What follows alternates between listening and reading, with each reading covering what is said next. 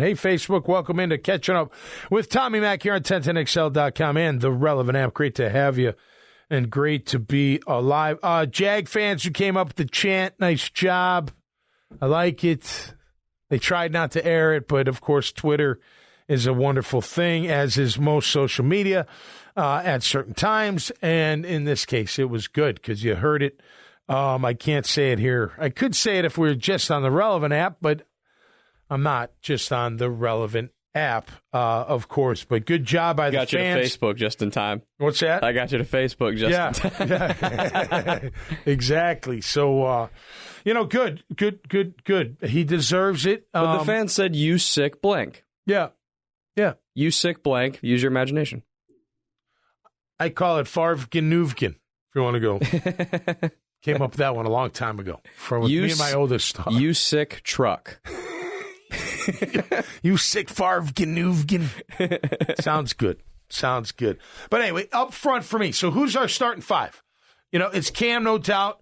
Look, it's funny how the rhetoric last week it was all Shatley, and I remember I'm just like, man, I don't think you count out Barch yet. I don't think you count him out. I do think he deserves a shot to go with the ones. Shatley was all right. He was okay.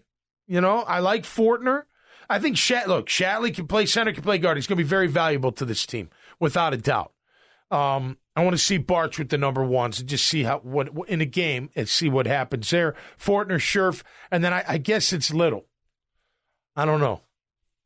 I mean, if I'm Juwan Taylor, I'm not giving up yet, but it seems like it's leaning towards Little. I think it seems like it's leaning towards Juwan. Do you really? Taylor, yeah. The fact that in the preseason game, when either one of them could have started and Juwan started. Well, but Little started the first week. Now, granted, Juwan was hurt, so, Yeah. The first week, either one of them could have started the game. Yeah. Juwan started. Well, I'll tell you this.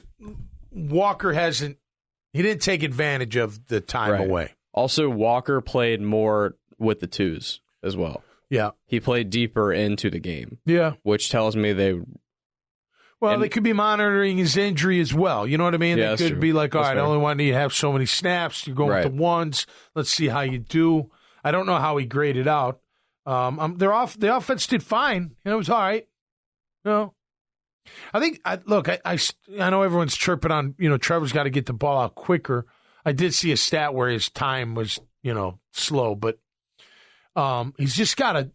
And again, it's new relationships. Again, keeping it in perspective. Like the Ingram touchdown, that wasn't a great throw. It was a bad throw. It was behind him. They're lucky nobody was even close in coverage, or who knows what happens there. Ingram makes a nice, he's going one way. The ball's on his back hip. It should be out front. Can't be that critical. Keep it in perspective. But the elite ones, you put it right in front. Boom, let's go into the end zone. He scored, so we counted as 6 anyway. It doesn't really matter in the nitpick. Zay Jones running out of bounds. Yeah, it's short field. They were on that side. You just throw it a little bit quicker. Give him a chance to get up the field to make a play. Those kind of things. But overall, Trevor, he looked good. He looked good. I mean, again, Etienne looked fine. Etienne didn't put up anything huge, but good to see him out there. I want to see, Zay Jones looks good. Ingram, he looks good. You hear he's dropping a few in practice, which nobody likes that. But, it's time, again, it's time just to see. And, again, you're going to keep it in perspective. It's the second week of the preseason. So I'm not going to go one way or the other if they do great or not. Let's see who they play against. But it's the next step in progression. And that's what the coaches want to see. Like my team, my starters. Who is it? Who do we got? As someone who's been at most of the practices and then obviously watching this last preseason game, I think the best receiver on this team is Zay Jones. Yeah. Well, yeah.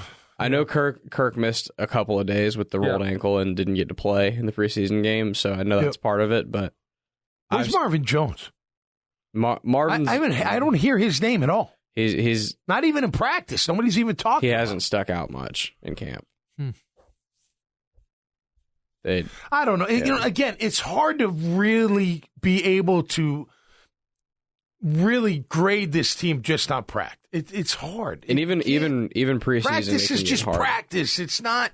I don't care how hard you go in practice. You can get close to the game, but it's only in spurts. It's not for a whole game. And even preseason is hard because, like for example, that first completion Trevor threw, that strike down the field to Zay. Yep. Well, like we've been talking about how we heard nothing about Marvin Jones. Marvin Jones was wide open 10 yards down the field, but you had the opportunity for the shot, so you took it.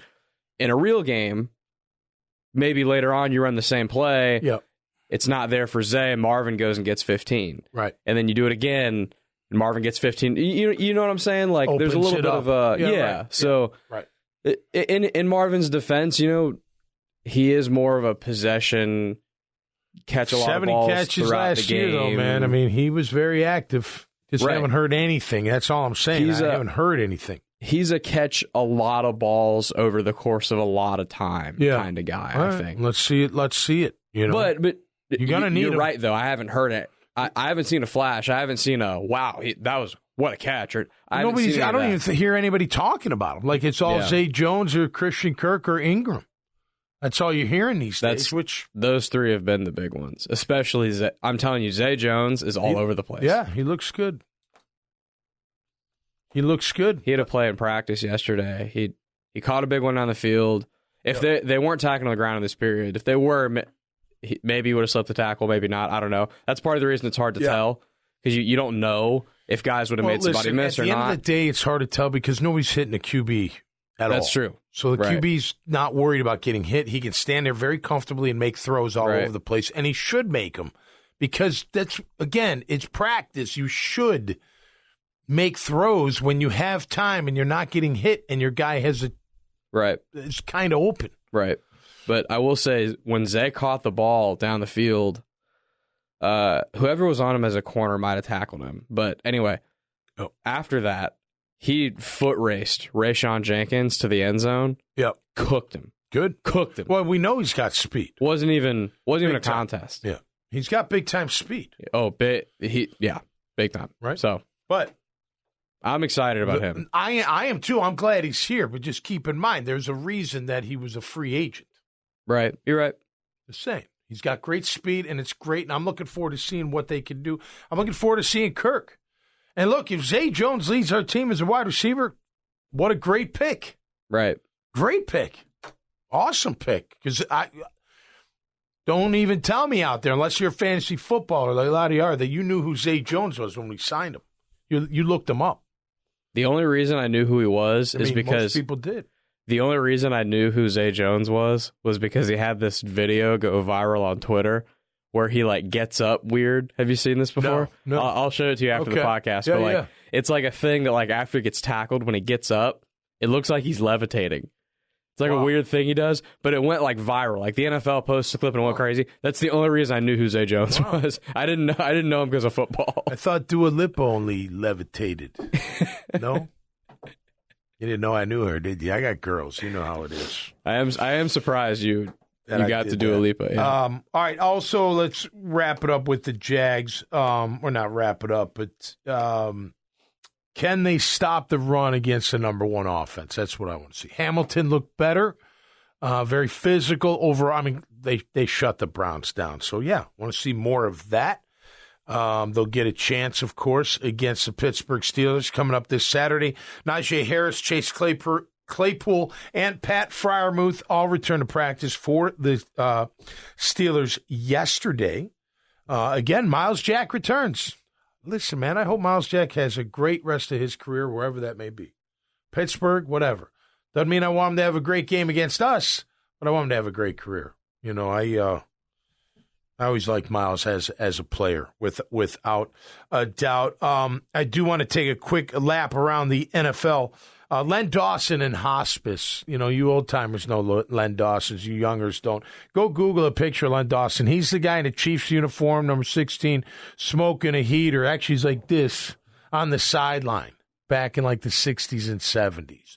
He was is a Hall of Famer. Used to be on that great show on HBO, that NFL show, for many, many years. Lenny Dawson in hospice. So we know when that happens, your time is up or getting close. God bless him and his family. Peter Harvey, when are you going to make a ruling? Hello? The hell you waiting on? How about Tom Brady taking 10 days off? Coach, I I got to go, man. Where you going? I just got to go. Okay, Tom. See you. What are you going to do? Come back. I know. What do you Tom do? know? Like, no, you can't go, Tom. You must stay here. Like, right. What? We're going to stick with Trask instead this year. Like, no, you're not going to do that. Right. Come back regular season, Tom. It is a little peculiar. Like, it's not health, they say. Did he have a planned family trip? I don't know. It's Hope all is especially good in his life. I don't want nothing going on. What's interesting to me about it is Tom Brady's life. What's interesting to me about it is that's not Tom Brady. You know? Right. It's not characteristic of him. If this was Aaron Rodgers, I'd be like, big whoop. Yeah, right. He's off, tripping out on that. Whatever. He's by himself in a mountain in Montana or something. Right. But with Tom Brady, it's like, where you going? This is what made Tom Brady who he is. You know what? I wonder if he went to like a throwing coach just to work. He's kind of cool like that, maybe. Maybe he felt like something was off. I feel like that would get out, wouldn't it? Yeah, like where is he? Yeah. On Mars? Right. There'd be a video of him. Where the hell is Tom Brady? There'd be a video of him at some facility. Where the hell is Tom Brady? My gosh. But nonetheless, we'll see what happens with him. I want to wrap it up with this, and I know it's already ad nauseum, but I gotta this shooting at the Dallas youth football game. It's got nothing to do with that. It's Aqib Talib's brother. I don't understand. Like, what do you get? Forget the weapon. What are you so mad at? We're talking what? Grammar school, junior high, what? I mean, what the hell are we talking about? Like, what are you so upset? I played at that age. Ref makes a bad call. Sure, the parents yell at him. Are they going after him and going to fight him? No. Really? I mean, and this whole look, can we just cut the crap? If your kid's good enough, they'll go pro. You pushing them and all this other garbage at 9 years old is idiotic. You don't know what's going to happen 10 years, 6 years, 5. Some kids are huge at 9 years old. They look phenomenal. And then guess what? Everyone catches up to them around age 15, and they're like, where'd they go? And then the vice versa happens. The little person or whatever, the little guy or girl athlete, that isn't there yet, hasn't matured yet, and then boom, they mature, and you're like, holy beep, where'd they come from? I mean, it's going to work out one way or the other. They're not all going to college to play sports. Get over it. I don't know. Is it living vicariously through them? Like you didn't do enough? What are you doing? Like, what are you arguing over? That's exactly what it is. Like, really? I mean, okay, high school playoff game. Fine. I get it. Maybe not a fight. I don't know why you'd bring a gun to a fight. I mean, I don't know. That's ridiculous. But you want to get fired up. Okay, fine. It gets real serious in high school. I played in 8th grade. We won this Catholic championship. It was big time. Yes, I sir. cried. Damn Let's right. go. But it wasn't, the whole scheme of things. It was 8th grade football. Man, just sad and crazy. And like, you're sitting here going, really? Pulling out the gun is like moronic. It's so terrible. But fighting, just the mere scope of fighting over a 7th, 8th grade game, I don't know. Get over yourself. It becomes a pride thing. Little Jimmy will find his way if it's meant to be. You telling the coach he needs more touches. He needs more touches. He's not developing. And by the way, while I'm at it, all this crap, you can only play one sport. Give me a freaking break. It's all a bunch of baloney. They'll fall behind. Really? Good athletes don't fall behind in any sport. And by the way, they practice all the other sports during their off time anyway, shooting hoops, playing a little baseball against the garage door, whatever. Freaking AAU, like you can only play soccer. What? Listen, every sport helps each other. Hand-eye, conditioning, reaction. One of my biggest regrets was stop playing basketball after my freshman year in high school. I'm shocked my dad let me. It was great for football. And then playing baseball, or you wrestle, or whatever. Anyway, I got off on a tangent. I feel like certain calm the sports, bump down out there on youth sports. My gosh. Certain sports encourage only playing that sport versus others more, I think. It's a money grab. Baseball, It's a money grab. Baseball, like from at least in the time that I've been growing up, it seems like often like the baseball kids only play baseball. And like the soccer kids only play if that's their choice, that's great. But they shouldn't be forced to play baseball because they'll lose their spot on the team or they'll fall behind. Right. Good players don't fall behind. I mean, think about this. Most pro athletes play multiple football, sports. Then you go to basketball. I may have went to basketball camp in the summer, but I went from football to basketball. How many days would it take me to get my basketball down? A day? I went from football to soccer. Okay. It makes like no difference. Right. Yeah. And then you go to baseball. How many until I saw the ball clear? I mean, come on. If you're either good or you're not, you're either going to make it or you're not. I don't know. I think we get way too carried away of what little Sally and little Jimmy's going to do. It goes to an earlier point you made, though, about if it's meant to be, they're going to find their way. They find you. Most pro athletes in like the NFL and the NBA played other sports in high school. You know why? Because they were the best athletes at their high school. Right. LeBron James was the number one football recruit in his class because he's LeBron James. Right. Like, can you imagine covering that guy? You can't. No.